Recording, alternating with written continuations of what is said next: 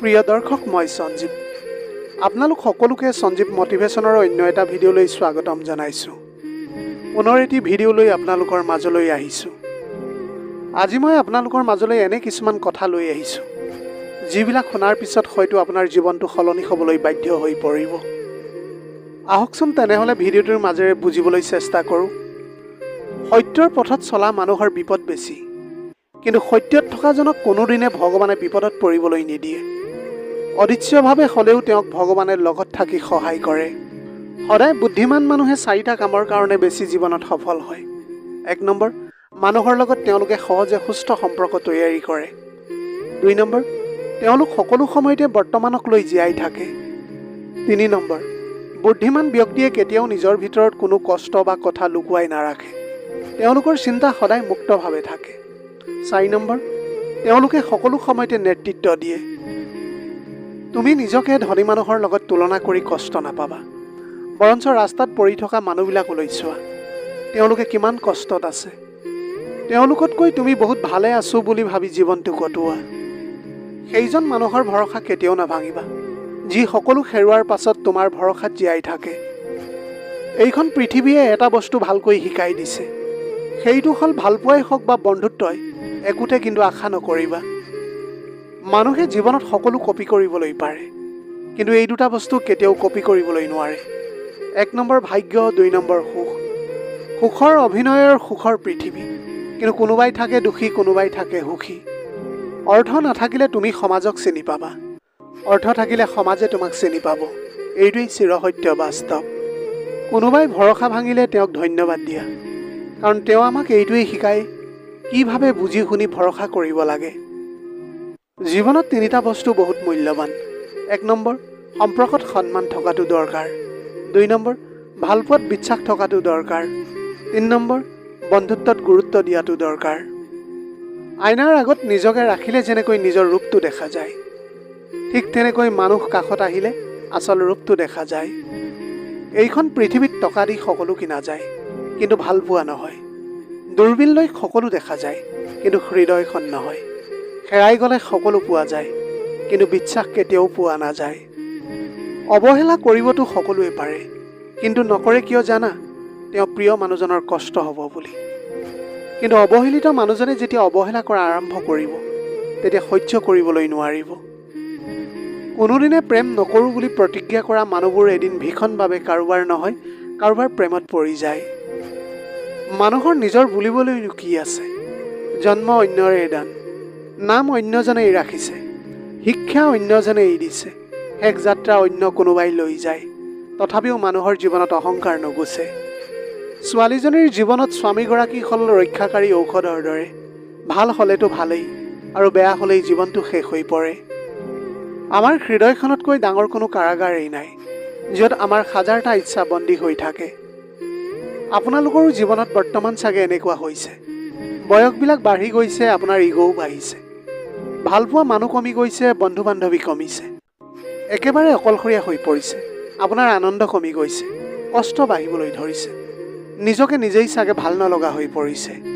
জীৱনত 3টা বস্তু কেতিয়াও ঘূৰি নাহে, সময়, কথা আৰু সুযোগ।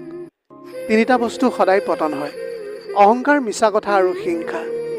3টা বস্তু বহুত দামী, ভালপোৱা, আত্মবিশ্বাস আৰু বন্ধুত্ব।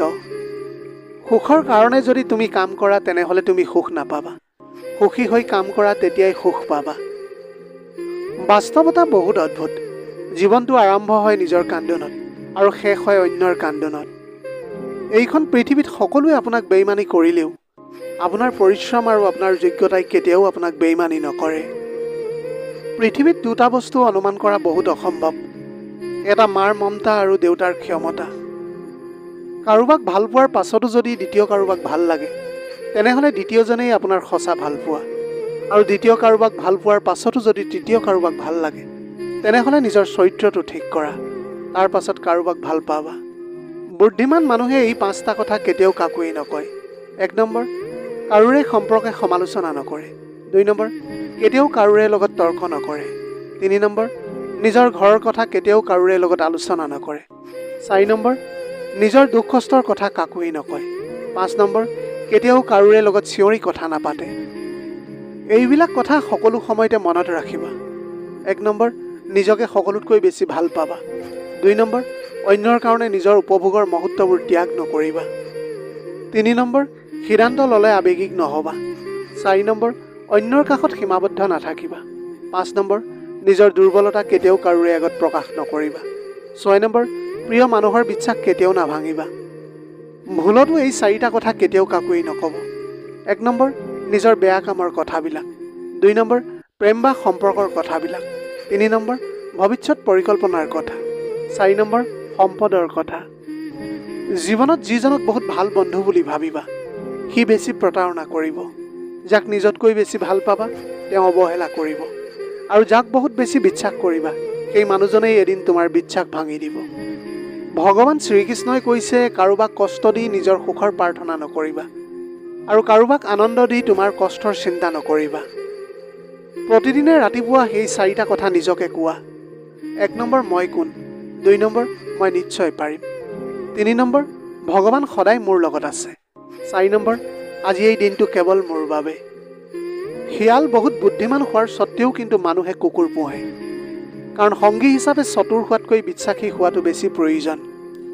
এজনী চৰাই কেতিয়াও ডাল ভাঙি যাব বুলি ভয় নকৰে, কাৰণ তাইৰ বিশ্বাস ডালৰ ওপৰত নহয়, নিজৰ পাখিৰ ওপৰত। সেইকাৰণে জীৱনত চলাৰ পথত নিজৰ ওপৰত বিশ্বাস ৰখা, অন্যৰ ওপৰত নহয়। কলমটো যিমানেই দামী নহওক কিয়, ভিতৰত চিয়াহী নাথাকিলে যেনেকৈ মূল্যহীন হৈ পৰে, তেনেকৈ মানুহ যিমানেই শিক্ষিত নহওক কিয়, মনুষ্যত্ব নাথাকিলে সেই শিক্ষা কিন্তু মূল্যহীন হৈ পৰে। সদায় মানুহে জীৱনত 6 বাৰ হাৰি যায়। 1 নম্বৰ, টকাৰ কাষত। 2 নম্বৰ, ভালপোৱাৰ কাষত। 3 নম্বৰ, সময়ৰ কাষত। 4 নম্বৰ, বিবেকৰ কাষত। 5 নম্বৰ, বন্ধুত্বৰ কাষত। 6 নম্বৰ, অৱশেষত মৃত্যুৰ কাষত। জীৱনত 2টা বস্তুৱে কেতিয়াও মানুহক এৰি নাযায়, সেইটো হৈছে ছায়া আৰু অফচোচ। সকলোৱে কয় আনক কষ্ট দি সুখী থকা নাযায়, কিন্তু বাস্তৱত দেখা যায় তেওঁৱেই সুখী হয় যি আনক কষ্ট দিয়ে। যদি বুজিব পাৰিছা যে মানুহজন ডিপ্ৰেশ্যনত আছে, তেনেহ'লে তেওঁক কোনো জ্ঞান বা উপদেশ দিবলৈ নাযাবা। তেওঁ কি ক'ব বিচাৰিছে সেইটো শুনা, কাৰণ সেইটো সময়ত মানুহে উপদেশ শুনিবলৈ নিবিচাৰে, কেৱল বিচাৰে কোনোবাই তেওঁৰ মনৰ ভিতৰৰ কথাবোৰ মন দি শুনাটো। দেহৰ মৃত্যু হ'লে সকলোৱে কান্দে, কিন্তু মনৰ মৃত্যু হ'লে নিজেই কান্দিবলগীয়া হয়। আপোনাৰ মনটো ৰাস্তাটোৰ দৰে খুলি নিদিব, যাতে সকলোৱে চলাচল কৰিবলৈ পাৰে। মনটোক আকাশৰ দৰে বিশাল কৰি ৰাখক, যাতে সকলোৱে আশ্ৰয় ল'ব কিন্তু চুব নোৱাৰে। পৃথিৱীখন বহুত সুন্দৰ, যদিহে সুন্দৰ চকুৱে চোৱা। ঠিক তেনেকৈ জীৱনটো বহুত সহজ, যদি সহজভাৱে গ্ৰহণ কৰা। এগৰাকী পত্নী ধ্বংস হয় সদায় 3টা কাৰণত। 1 নম্বৰ, যি পত্নীয়ে তেওঁৰ স্বামীৰ মুখে মুখে তৰ্ক কৰে। 2 নম্বৰ, যিগৰাকী পত্নীয়ে তেওঁৰ স্বামীৰ লগত সকলো সময়তে জেদ ধৰে আৰু স্বামীৰ ওপৰত খং কৰি কথা কয়। 3 নম্বৰ, যিগৰাকী পত্নী স্বামীৰ ঘৰৰ সকলোৰে লগত কাজিয়া কৰে। এইখন পৃথিৱীত অভাৱ সকলোৰে থাকে, কাৰোবাৰ টকাৰ অভাৱ, কাৰোবাৰ শিক্ষাৰ অভাৱ, আৰু কাৰোবাৰ ভালপোৱাৰ অভাৱ। সাহস মানে ভয় কৰা নহয়, সাহস মানে ভয় থকা স্বত্তেও তাক জয় কৰাৰ চেষ্টা কৰা, আত্মবিশ্বাস লৈ আগুৱাই যোৱাটো। এইখন পৃথিৱীত মানুহবোৰ অদ্ভুত প্ৰাণী। ডুবি গ'লে পানীক দুখ দিয়ে, উজুতি খালে পাথৰক দুখ দিয়ে, কৰ্মৰ দুখ সদায় ভাগ্যক দিয়ে, কিন্তু নিজৰ ভুলটো কেতিয়াও দেখা নাপায়। কিছুমান মানুহক 99 দিন উপকাৰ কৰিব পাৰিলেও যদি এদিন উপকাৰ কৰিবলৈ নোৱাৰা, তেনেহ'লে তেওঁ সেই এদিন মনত ৰাখিব, আগৰ 99 দিনটো তেওঁ পাহৰি যাব। জীৱনত অহংকাৰ এৰা সন্মান পাবা, ভক্তি কৰা মুক্তি পাবা, বিচাৰ কৰা জ্ঞান পাবা, সেৱা কৰা শান্তি পাবা, সন্তুষ্ট থকা সুখ পাবা। সুখত থকাটোৱেই জীৱনৰ সাৰ্থকতা নহয়, কাৰোবাক সুখত ৰাখিব পৰাটোহে হ'ল জীৱনৰ পৰম সাৰ্থকতা। বন্ধু তেওঁ নহয় যি আনৰ কথা শুনি তোমাক সন্দেহ কৰে, বন্ধু হ'ল তেওঁ যি সন্দেহটো দূৰৰে কথা, কোনোবাই তোমাৰ নাম ধৰি কিবা ক'লেও তেওঁ তোমাৰ পক্ষে হৈ প্ৰতিবাদ কৰে। ঘি দি নিমপাত ভাজিলেও যেনেকৈ মিঠা নহয়, ঠিক তেনেকৈ বেয়া মানুহৰ স্বভাৱ কেতিয়াও পৰিৱৰ্তন নহয়। অৰ্থ লোভী নাৰী আৰু নাৰী লোভী পুৰুষ কেতিয়াও জীৱনত সুখী হ'বলৈ নোৱাৰে। অহংকাৰ বহুত সৰু এটা শব্দ, কিন্তু এই শব্দটোৰ মাজত লুকাই আছে মানুহৰ পতনৰ অন্যতম কাৰণ।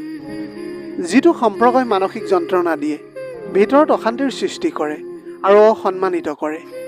দূৰত্ব বাঢ়ি গ'লে দূৰত্ব কমোৱা যায়, কিন্তু গুৰুত্ব কমি গ'লে গুৰুত্ব ঘূৰাই অনা নাযায়। যি জ্ঞান অৰ্জন কৰে কিন্তু অনুশীলন নকৰে, তেওঁ ঠিক তাৰ দৰে যি মাটিত হাল বায় কিন্তু বীজ ৰোপণ নকৰে। বিনা পৰিশ্ৰমত যি অৰ্জন কৰা যায় সেইটো দীৰ্ঘস্থায়ী নহয়। সদায় নিমখৰ দৰে চৰিত্ৰ বনাবলৈ চেষ্টা কৰি যাওক। না পাৰিব কোনোবাই তোমাক বেছি ব্যৱহাৰ কৰিব, না পাৰিব কোনোবাই তোমাক এৰি থাকিব। অভাৱী মানুহৰ অভাৱ বেছি দিন নাথাকে, কিন্তু লোভী মানুহৰ অভাৱ কোনোদিনে শেষ নহয়। বিশাল সাগৰখনত বহুত ঢৌ থাকে, কিন্তু সকলো ঢৌৱে পাৰ চুবলৈ নোৱাৰে। ঠিক তেনেকৈ জীৱনত বহুত বন্ধু আহিব পাৰে, কিন্তু সকলো বন্ধুৱে হৃদয় কথা বুজিবলৈ নোৱাৰে।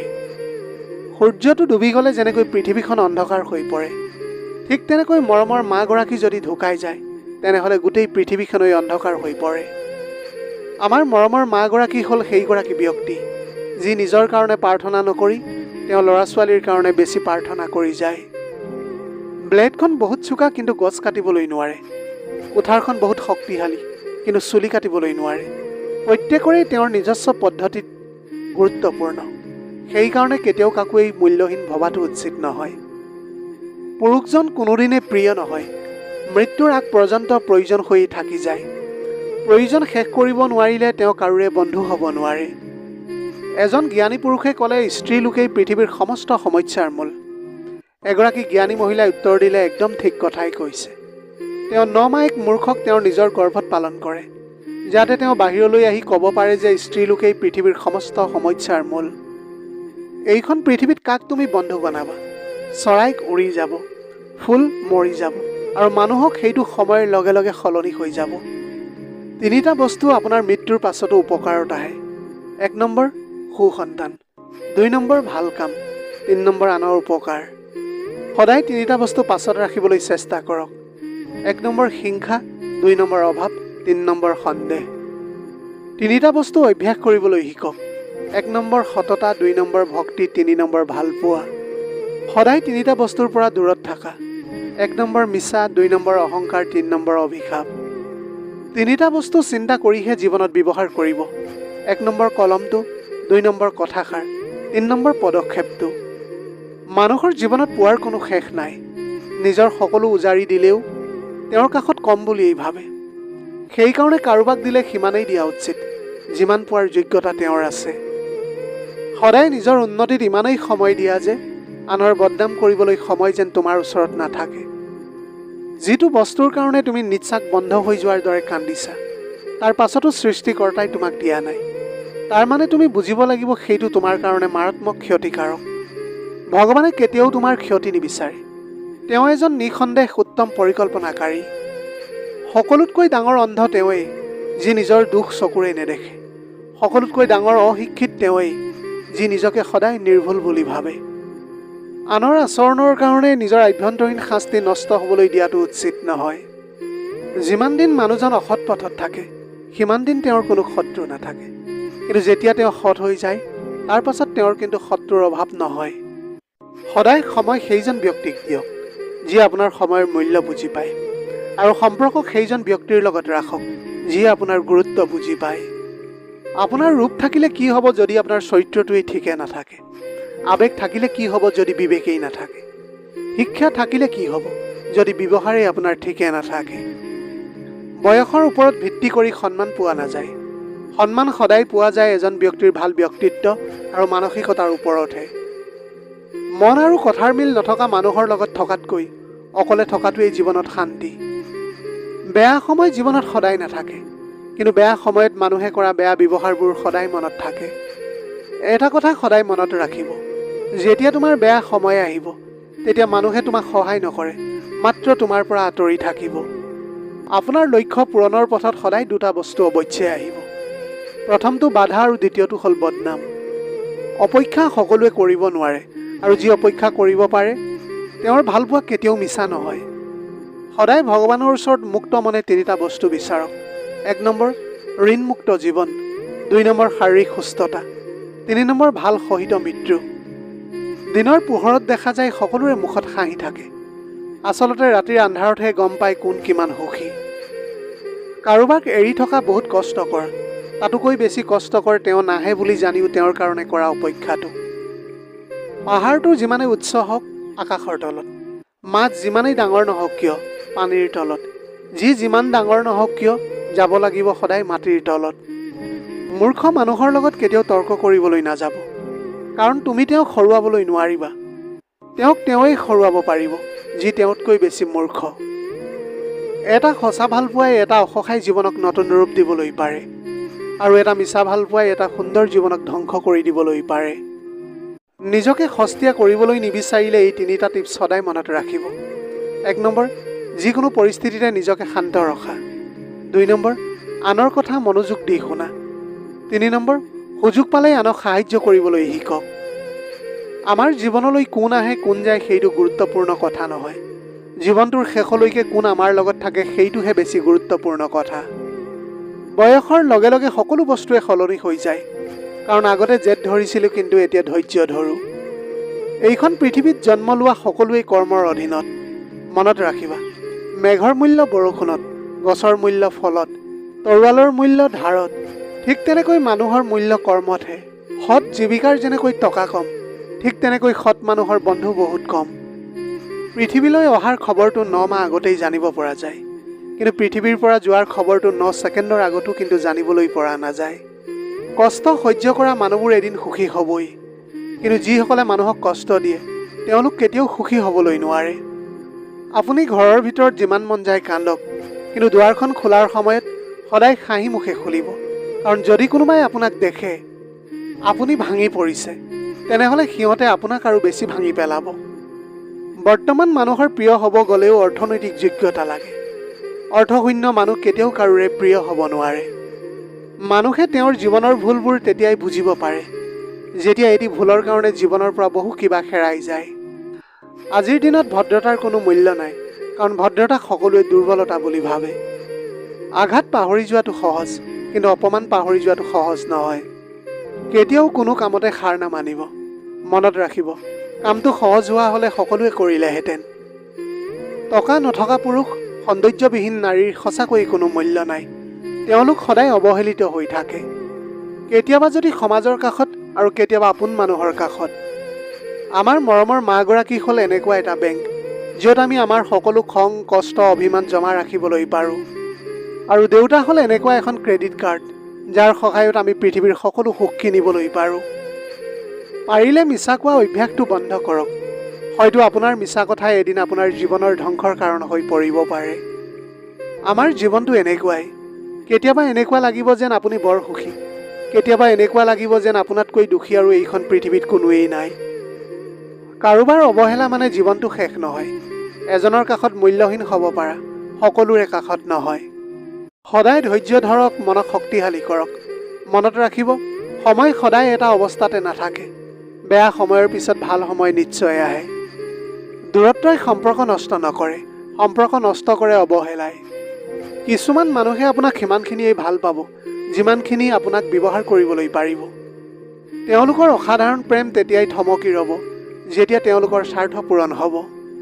অতীতৰ কথাবিলাক ভাবি আৰু লাভ নাই, কাৰণ সেইটো হেৰাই গৈছে। বৰ্তমানক লৈ ভাবক, কাৰণ ভৱিষ্যত আপোনাৰ বাবে অপেক্ষা কৰি আছে। সদায় কম কথা কওক, বেছি চিন্তা কৰক। মনত ৰাখিব, যিটো মাছে মুখ বন্ধ কৰি ৰাখে সেইটো মাছ কেতিয়াও বৰশীত ধৰা নপৰে। সকলো সময়ত নিজৰ সিদ্ধান্ত মতে চলক, কাৰণ এইখন পৃথিৱীত কোনেও কাৰোৰ ভাল হোৱাটো কেতিয়াও নিবিচাৰে। জীৱনত 3জন মানুহক কেতিয়াও ক্ষমা নকৰিবা।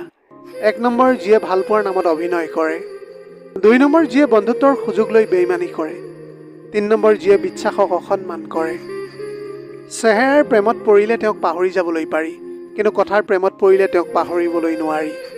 পৰিস্থিতি যিকোনো সময়তে সলনি হ'ব পাৰে, গতিকে জীৱনত কাকোৱে আঘাত নিদিব। আজি হয়তো আপুনি বহুত শক্তিশালী, কিন্তু সময় আপোনাতকৈ বেছি শক্তিশালী। পত্নীগৰাকীৰ মূল্য তেতিয়াই বুজি পাব যেতিয়া আপুনি অসুস্থ হৈ বিচনাত পৰি থাকিব। তেতিয়া পত্নীৰ অবিহনে সেৱা কৰিবলৈ কাকোৱেই বিচাৰি নাপাব। পত্নী স্বামীৰ বাবে আটাইতকৈ ডাঙৰ শুভাকাংক্ষী। জীৱনত সুখী হোৱাৰ এটা মন্ত্ৰ আছে, আশা কেৱল নিজৰ ওপৰত ৰাখক, আন কাৰোবাৰ ওপৰত নহয়। সময়বিলাক বেয়া হৈ গ'লে বহু কিবাই বেয়া হৈ যায়, আনকি আপোনাক ভালদৰে বুজি পোৱা, ভালদৰে চিনি পোৱা মানুহজনো কিন্তু আঁতৰি গুচি যায়।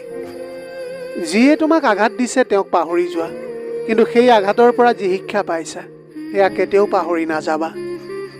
কাৰোবাৰ পৰা কষ্ট পালে ভাঙি নপৰিবা। মনত ৰাখিবা, প্ৰতিটো কষ্টই কিবা নহয় কিবা এটা শিক্ষা দি গুচি যায়। সকলো সময়তে এনেকুৱা মানুহৰ লগত থাকিবলৈ চেষ্টা কৰা, যিয়ে তোমাক সন্মান কৰে, কাৰণ সন্মান ভাল পোৱাতকৈ বহু গুণে বেছি মূল্যৱান। জীৱনত এইকেইটা ভুল কেতিয়াও নকৰিব।